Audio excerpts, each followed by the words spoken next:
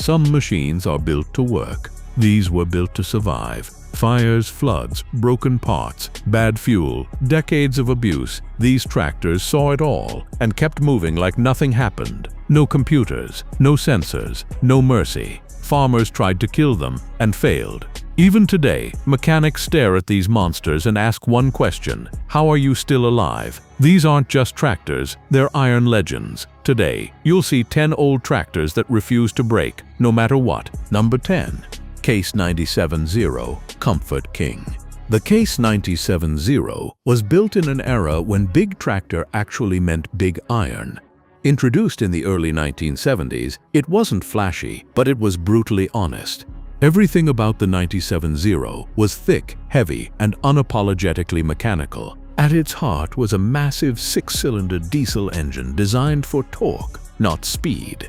It didn't scream, it pushed. Under load, it produced a deep, steady roar that farmers learned to trust.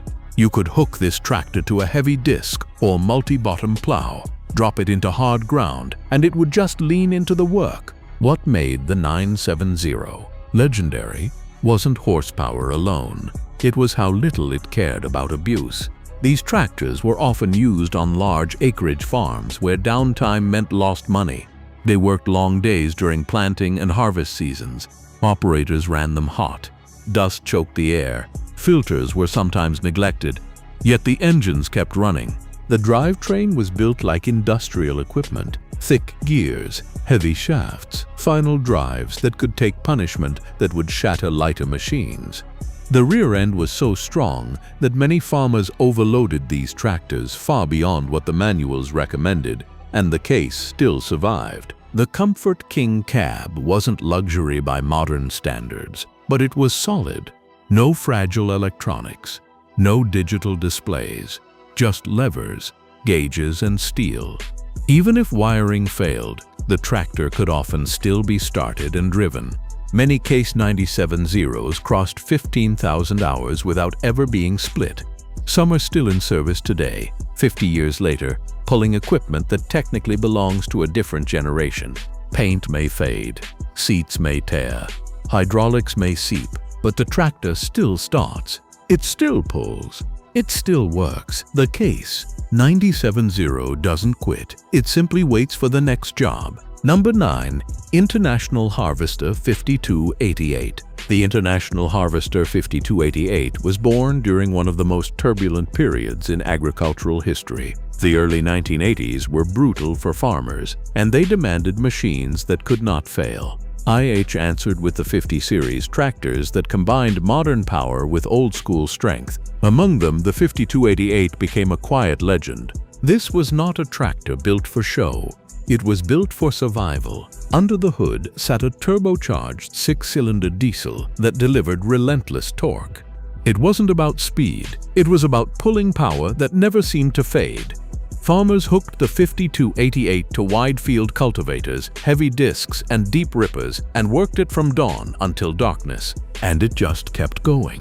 The frame and rear housing were massive, designed to handle continuous heavy draft loads without flexing. The axles were thick. The transmission was brutally simple and strong. It didn't rely on fragile electronics. When something wore out, it could be rebuilt. When a hose failed, it could be replaced in the field. What made the 5288 special was how it handled stress. Many tractors can pull hard for a while. The 5288 could do it every day. In the Midwest, farmers tell stories of these machines running through entire seasons without being shut off for more than refueling.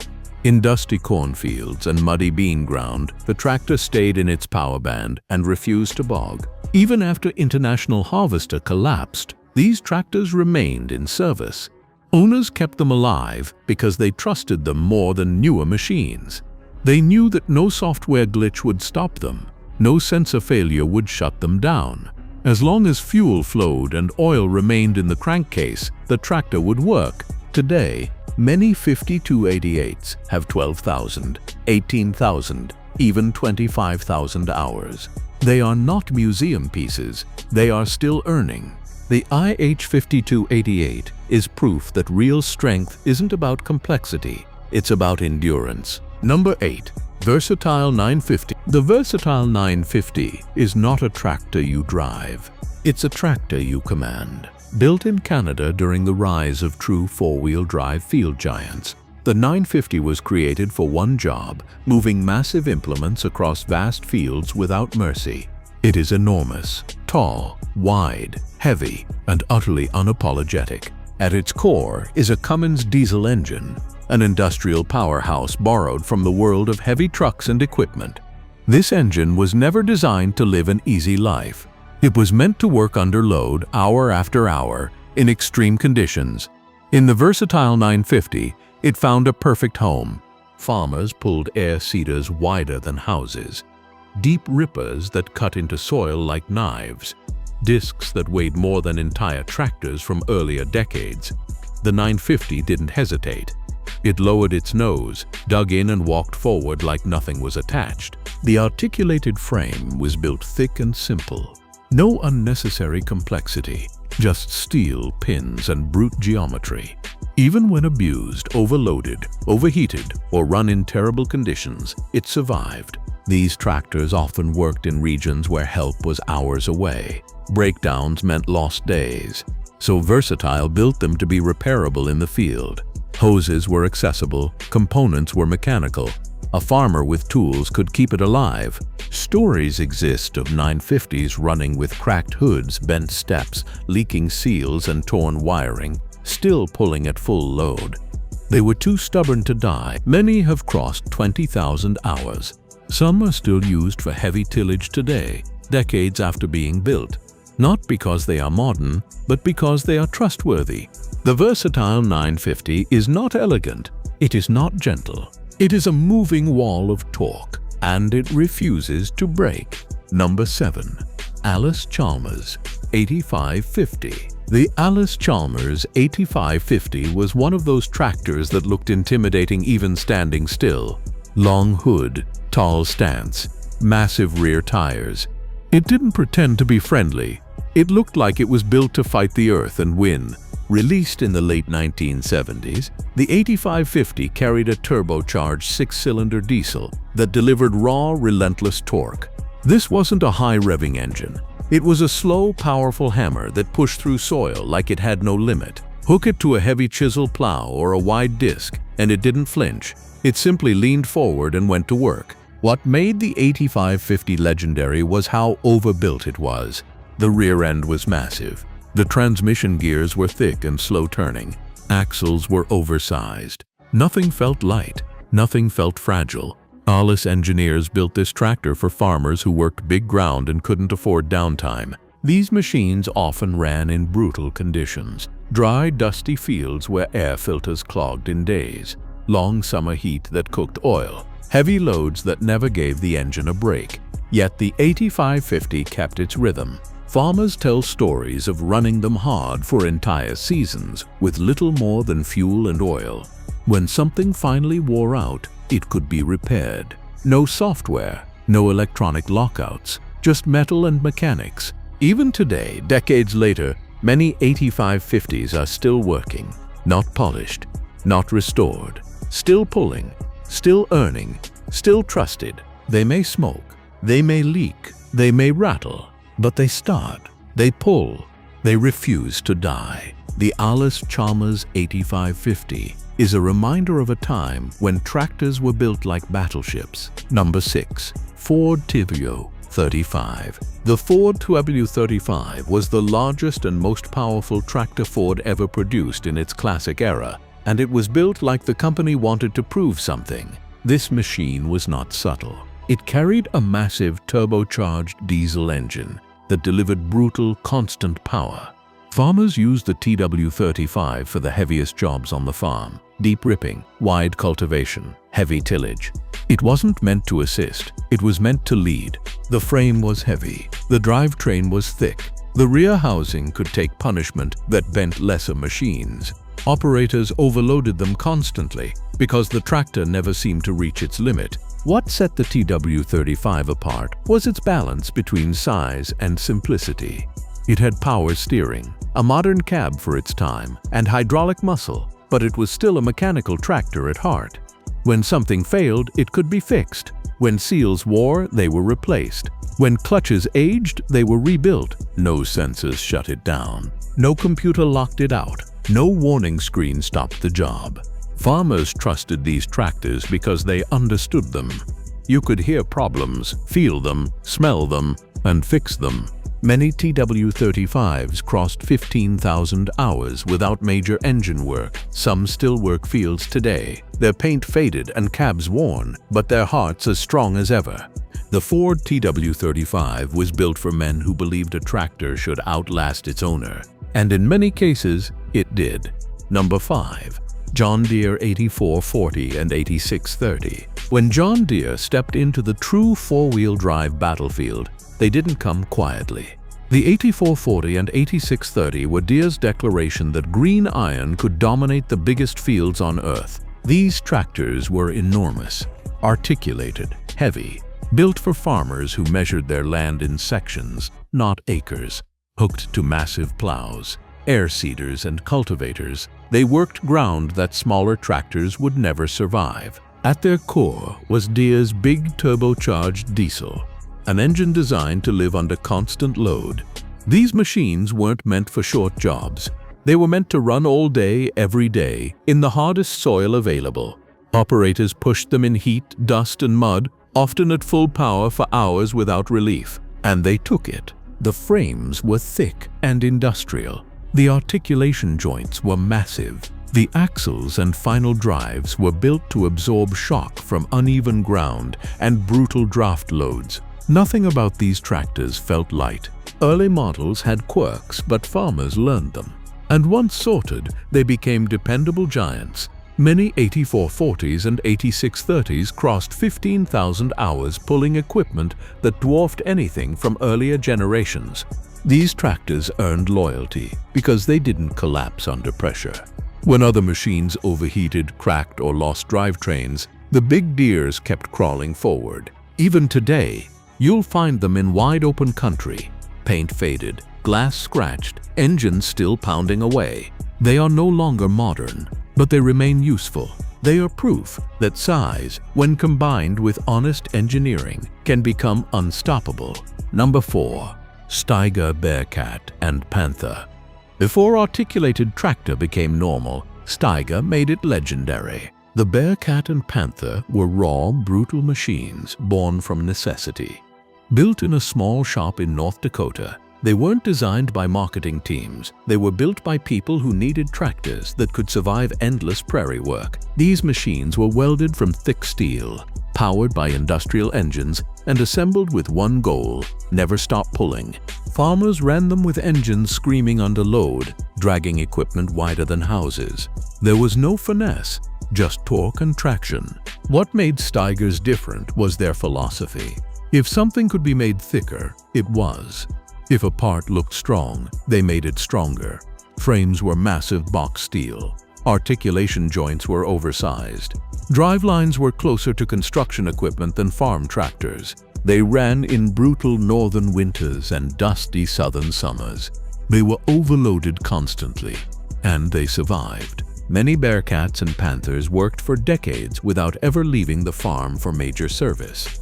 When something failed, it was cut, welded, rebuilt, and sent back into the field. They were ugly. They were loud. They were terrifying to newcomers, but they never quit. Even today, old Steigers are still working in fields where failure isn't an option.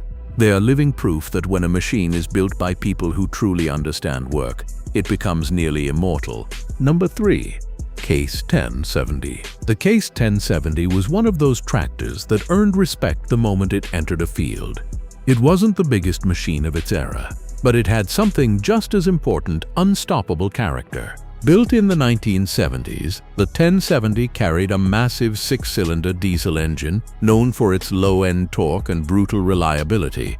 This tractor wasn't designed to race across a field. It was designed to pull until the soil gave up. Farmers hooked it to heavy plows, deep chisels, and wide discs and ran it hard day after day. The drivetrain was pure old-school strength. Thick gears, heavy shafts, final drives that looked more like industrial equipment than farm machinery. The frame and rear housing was so strong that operators routinely overloaded the tractor beyond factory ratings, and it survived. What made the 1070 legendary was how calm it remained under punishment. When other tractors overheated, bogged down, or started breaking driveline components, the case just dug in and kept moving. Its engine produced a steady, confident growl that told the operator one thing: I can handle this. These tractors worked in brutal heat, in dust so thick it coated everything in brown, and in mud that swallowed lesser machines.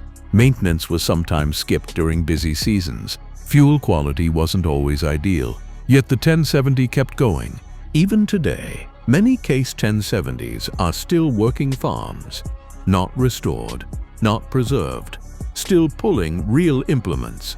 Some have crossed 20,000 hours without major engine work. They may leak, they may rattle, they may look tired, but they are not finished. The Case 1070 doesn't break, it simply ages. Number 2.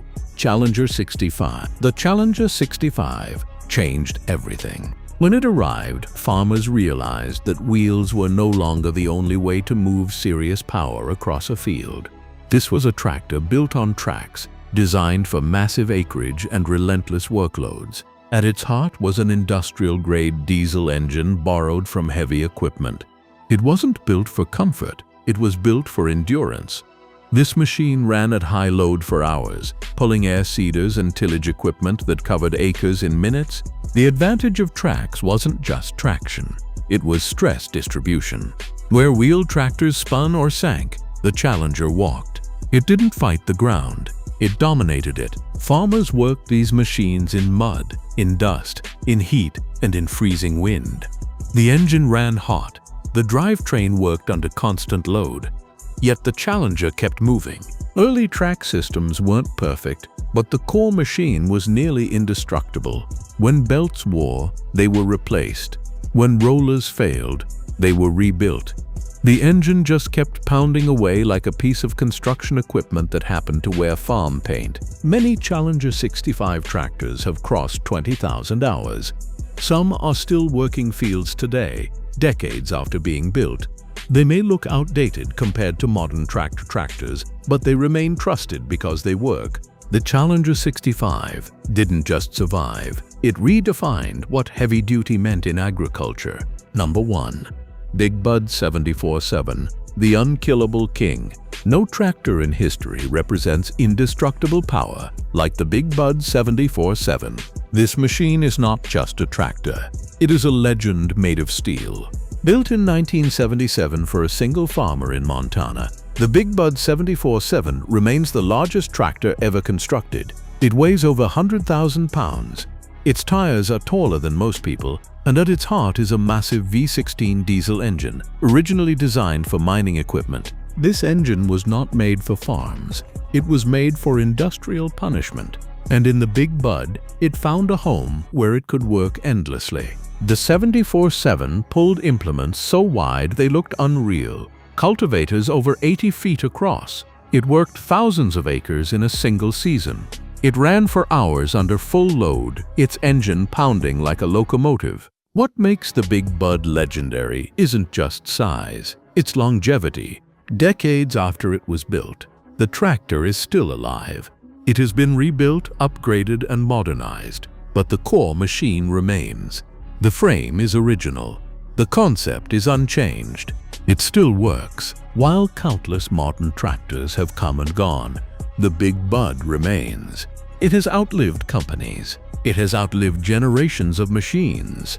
It has outlived expectations. It is proof that when something is built without compromise, time itself becomes optional. The Big Bud 74/7 does not break. It does not surrender. It does not retire. It simply waits for the next field. After watching these beasts, one truth becomes impossible to ignore. Machines like this will never be made again, not because we can't, but because we won't. These tractors were built for war against land, weather, and time itself. They didn't just farm fields, they carried generations. If a 50-year-old tractor can still work harder than something built today, what does that say about modern machines? Comment below which tractor impressed you the most. And if you respect real iron, real power, and real legends, subscribe, because machines like these deserve to be remembered.